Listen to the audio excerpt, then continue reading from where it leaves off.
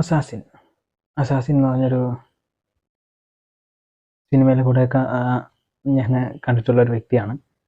പുള്ളിക്കാരൻ്റെ പേര് എന്താണെന്നൊന്നും ഞാൻ ആ സമയത്ത് നോക്കിയിട്ടില്ല, ഇപ്പോഴും പേര് നോക്കിയിട്ടില്ല.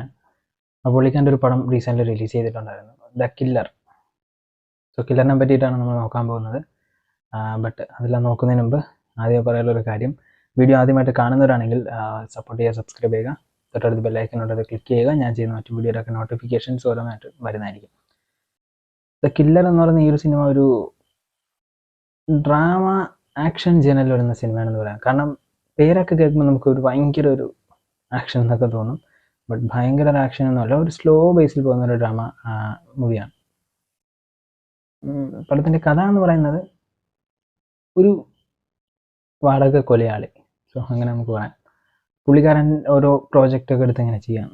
സോ അങ്ങനെ എടുത്ത് ചെയ്യുന്നൊരു പ്രോജക്റ്റ്, ആൻഡ് അതേ സമയത്ത് പുള്ളിക്കാരൻ ഉണ്ടാകുന്ന പ്രശ്നം, കാര്യങ്ങൾ, അതെന്തുകൊണ്ട്, എങ്ങനെ, പിന്നെ എന്തൊക്കെയാണ് സംഭവിക്കുക ഈ ഒരു വാടക കൊലയാളിയുടെ ലൈഫിൽ എന്നുള്ളതൊക്കെ നമുക്ക് പറഞ്ഞു തരുന്നതാണ് ദ കില്ലർ എന്ന് പറയുന്ന ഒരു സിനിമയുടെ കഥ. അപ്പോൾ ഇതിൽ മെയിനായിട്ട് പറയാനുള്ളൊരു കാര്യം എന്ന് പറയുന്നത്,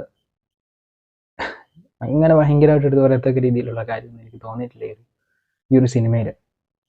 പൊതുവേ പറഞ്ഞു വരുന്ന കഥകൾ പോലെ തന്നെയാണ് ഈ ഒരു സിനിമയുടെ കഥയും പോകുന്നത്. അതുകൊണ്ട് തന്നെ ഭയങ്കര ട്വിസ്റ്റോ അല്ലെങ്കിൽ ഭയങ്കരമായിട്ടുള്ളൊരു എന്താ പറയുക, ഒരു എക്സാക്റ്റ് ആയിട്ടുള്ളൊരു എൻ്റർടൈൻമെൻ്റ് ആയിട്ടുള്ളൊരു ഫോക്കസ് ചെയ്യുന്ന രീതിയിലുള്ള സംഭവങ്ങളൊന്നും നമുക്ക് ഇതിനകത്ത് കിട്ടിയിട്ടില്ല. ആൻഡ് വേണമെങ്കിൽ ഒരു തവണ, അത്രേ ഉള്ളൂ, ജസ്റ്റ് ഒരു പടം കണ്ടിരിക്കണം, അത്യാവശ്യം കുഴപ്പമില്ലാത്തൊരു ആവറേജ് പടം. സോ അങ്ങനത്തെ ഒരു പടം കാണണം എന്നുള്ള ആൾക്കാർക്ക് വേണമെങ്കിൽ ദ കില്ലർ എന്ന് പറയുന്ന ഈ ഒരു സിനിമ ഒരു തവണ ഒന്ന് കണ്ടു നോക്കാം. ആൻഡ് അതിൽ കൂടുതലൊന്നും എനിക്ക് ഒരു സിനിമയിൽ തോന്നിയിട്ടില്ല. നിങ്ങൾക്ക് ആർക്കെങ്കിലും അങ്ങനെ തോന്നിയിട്ടുണ്ട്, അല്ലെങ്കിൽ നിങ്ങളാണെങ്കിലും ഈ ഒരു സിനിമ കണ്ടപ്പോൾ ഗംഭീരമായിട്ടുള്ള പടമായിരുന്നു, അല്ലെങ്കിൽ ഇന്ന കാര്യങ്ങളാണെന്നുള്ളത് തോന്നുന്നുണ്ടെങ്കിൽ ഉറപ്പായിട്ട് കമൻറ്റിൽ ലീവ് ചെയ്യുക. അപ്പോൾ ആരും കാണണ്ടെന്നൊന്നും ഞാൻ പറയുന്നില്ല, സമയമുണ്ടെങ്കിൽ വേണമെങ്കിൽ കണ്ടു നോക്കാം. Take care.